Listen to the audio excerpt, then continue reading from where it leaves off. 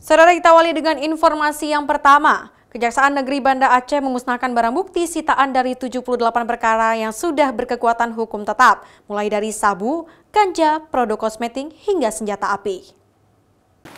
Kejari Banda Aceh melakukan pemusnahan barang bukti sitaan dari 78 perkara dalam kurun waktu November 2023 hingga Mei 2024 di halaman kantor Kejari Banda Aceh Rabu pagi.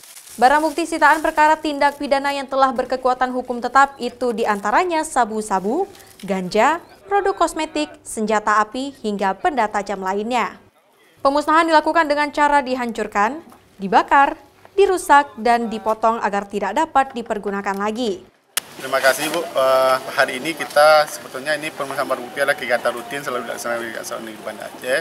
Hari ini telah dimusnahkan sebanyak 78 perkara mulai dari bulan November 2023 sampai Mei 2024. Ini merupakan putusan dari Pengadilan Negeri, Pengadilan Mahkamah Syariah, Pengadilan Tinggi, dan putusan Mahkamah Agung. Adapun beberapa jenis yang dimusnahkan seperti sudah kita saksikan, ada narkotika, ada senjata api, ada ganja, dan juga ada kosmetik yang merupakan sitaan dari Balai POM.